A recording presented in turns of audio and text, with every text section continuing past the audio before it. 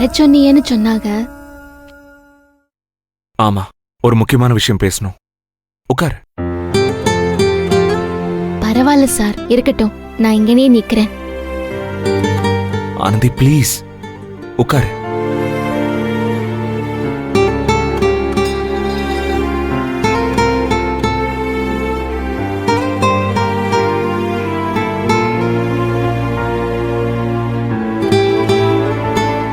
அன்பு கொடோன் போயிருக்கான்ல? ஆமா சார், ஆனா வேலையெல்லாம் சரியாத்தே நடந்துட்டு இருக்கு சார். பெட்டியெல்லாம் சரியா இருக்கான்னு பார்த்துட்டேன், அடுக்க சொல்லிவிட்டேன். ஓகே, வேலை சரியா தான் நடக்கும்னு எனக்கு தெரியும். ஆனா நான் இப்போ அதை பத்தி பேச கூப்பிடல. ஆக்சுவலா நான் உன்னை இங்க வர சொன்னது வேலையை பத்தி பேசுறதுக்காக இல்ல,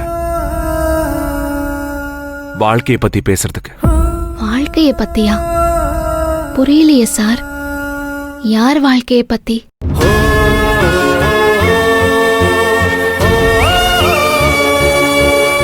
சார் சொல்லுங்க சார், யார் வாழ்க்கைய பத்தி பேசணும்? என்ன பேசணும்? நம்ம எல்லாரோட வாழ்க்கையை பத்தி தான். ஆனந்தி, நீயும் அன்பும் எப்பவும் என்கிட்ட ஒரு விஷயத்த சொல்வீங்கல்ல,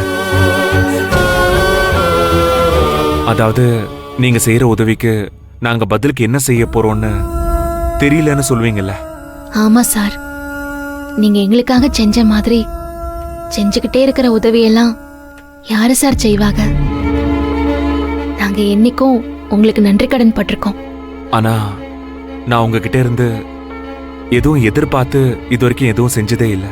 ஐயோ சார், இது நீங்க சொல்லணுமா? எந்த சுயநலமும் இல்லாம, எந்த எதிர்பார்ப்பும் இல்லாமதே நீங்க எங்களுக்கு எல்லா உதவியும் செய்றீங்க. உங்க மனசு யாருக்கும் வராது சார்.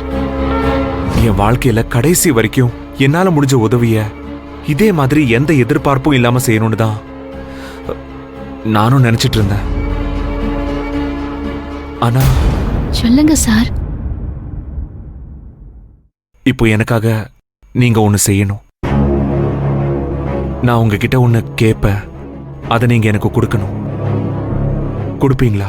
என்ன சார் இப்படி கேட்டுப்பட்டிய? இப்போ இந்த நிமிஷம் அவர் இங்க இல்லாம போயிட்டாரேன்னு எனக்கு வருத்தமா இருக்கு. அவர் இருந்தாலும் இப்ப நான் சொல்ல போறதே சொல்லிருப்பாரு. உங்களுக்காக உயிரை கொடுக்க சொன்னா கூட யோசிக்காம கொடுப்போம் சார். எனக்கும் ஒரு உயிர் தான் வேணும் ஆனந்தி. உன் வயித்துல வளர்ந்துகிட்டு இருக்கேன், அந்த உயிர் எனக்கு வேணும்.